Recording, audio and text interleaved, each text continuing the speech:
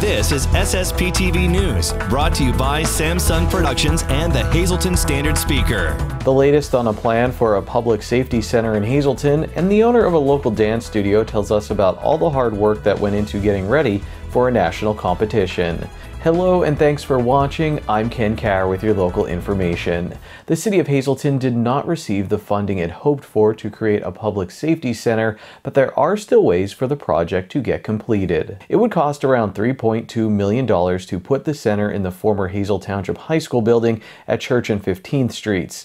The new public safety center would house the city's growing police force and 2 of its fire companies. The city requested $1.6 million from the federal government, but the project did not make it to the United States Senate Appropriations Committee. Mayor Jeff Gassat tells Sam Galsky of the Standard Speaker, quote, "Our goal is to pay for the cost of this without using local tax dollars," unquote. The city will now look for other ways to get funding. To read more about this project and the city's other options for funding, read Sam Galsky's article at standardspeaker.com. Now here's Lisa Sugar with today's news feature. There are some dancers from our area who are now national champions. Today, I'm pleased to be joined by Tracy Smith. She is the owner and instructor at Tracy's Academy of Dance in Drums, and she taught these wonderful students. They went to a national competition in Ocean City, Maryland, Dancers Inc., and came back with a lot of trophies, I guess you could say, and titles. So, Tracy, thanks so much for joining us today. Tell us, how many students went with you, and what types of dance did they take? So we had about 40 students that joined us from age 4 up to senior age in high school. And we took all different genres. We took contemporary and jazz and hip hop and modern. And I think that was pretty much it for this round. Musical theater, but we had a blast. We had a lot of different types of routines, and we were in a lot of categories, and it was spread out through the whole week. So we had a lot of dancing this week. It's not like you just decide, hey, I'm going to go to nationals. You have to qualify for this. So tell us how that happens. So we have to go to a regional competition, and when you go, you have to score high gold or above to be considered to be able to go. So if you don't score the actual points, you're not allowed to continue on. So all of our girls that went were able to continue from the regional competition. Who won? What did they win? Like, give us all the good details. So I have a very long list of wins that I did post to my Facebook page, but we did have a lot of platinum winners, and we had national champions that we came home with, which we were so excited. That particular win was a trio hip hop, and it was Avriella 40, Cecilia Flock, and Sophia Click. They took their routine and they just ran with it, and they loved them, and they got a special award, and they won national champions. So they came home national champions. But we had a lot of special awards also, where the judge actually picks certain people and gives them a special award, kind of like a standout award. And a lot of our girls came home with those too. So the judges really liked the routine. So that was very exciting. Now, you told me some girls got to participate in a special opening number, and there were master classes. So this is a real learning experience. We had workshops throughout the whole week. The judges, they run the workshops, and you can sign up for all of those before you go down. And that ranged, 4 hours a night sometimes, but the girls they love to dance, so they did it. A few of my girls were chosen to do the opening number, which opens the showcase. It's actually called the Rising Star Showcase.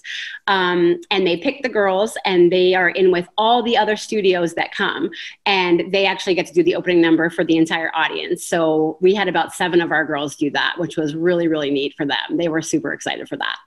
This gives them a lot of confidence, and it really helps them make a lot of friends. So it's great. And I'm sure this was really important, especially after COVID, because that changed things for a while. Yeah. Yeah, it did. Even the dynamic of the dance studio in itself. I mean, it was very touch and go for a while. You didn't know, could you come to class? Can you not? Are we Zooming? Are we not? A lot of hard times for a lot of local places. But I mean, when you're here and you're doing something this big and you have so many people and everyone's cheering and we're back to the normal atmosphere, it just gives you so much hope that normal is coming. You know, we're there. I feel like we're there, but you know, you don't want to say that, but I felt like it was the most normal situation we've been in a very long time. So the girls really, really enjoyed it. I did too. We all did. The girls had to practice a lot of dance classes to get there. Yeah. We actually did 2 different competitions. We added a lot of competitions to we call it the TAOD tour. So we started adding competitions just to kind of get out of the local. We love the local scene, but we really enjoy kind of spreading out and doing more. So we did qualify for another one as well that was in New Jersey, but we decided to take the Ocean City, Maryland route this year. But we have to practice super hard to be able to, you know, to be able to go to the regionals. A lot of time, a lot of dedication. Our competition girls, they take technique, they take regular classes, they take rec classes. There's a lot involved, but they are dedicated and they're there for it. They love it. So, well, congratulations to you, to the girls, to your daughter McKenna, who was the teacher for the trio that won. Have to give her a plug. She wouldn't come on camera with you. So she wouldn't come on camera, but she absolutely did the most amazing job. I'm so proud of her, just as her mom. So yes, all the teachers are wonderful. They all worked with the girls all season long, and we're so thankful for all of them too. Today's news feature is brought to you by Falvello Law Firm. Have you been injured in a car accident? Call Falvello Law Firm. Your case is our fight. Time now for weather on SSPTV News.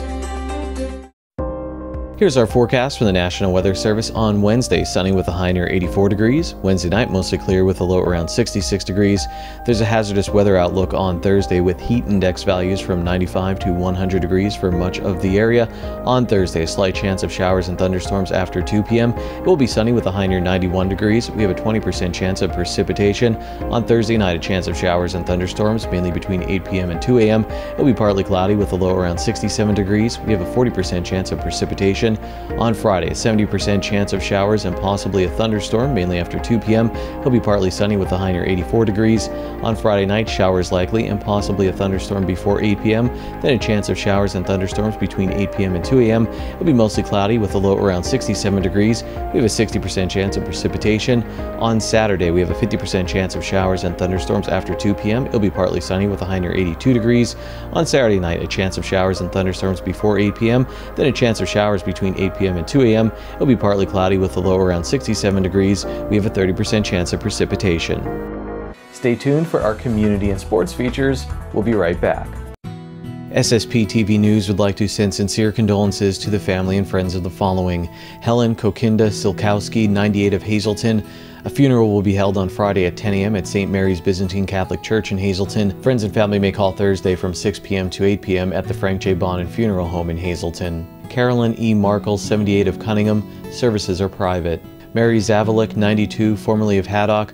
The funeral is Thursday at 11 a.m. at the Stanley E. Anilowski Funeral Home in McAdoo. Friends and family may call Thursday from 10 a.m. to 11 a.m. at the funeral home. Emerson C. Lindenmuth, 92 of Nuremberg. The service is Wednesday at 11 a.m. at the Nuremberg Cemetery. The Harmon Funeral Home in Rock Glen is handling arrangements.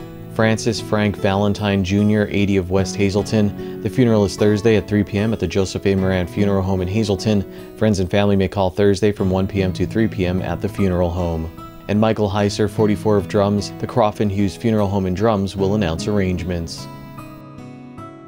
The obituary report is brought to you by Moran Funeral Home, third-generation family-owned funeral home serving all faiths since 1939. Located at 229 West 12th Street in Hazelton, call 570-454-8341 and go to moranfuneralhome.com.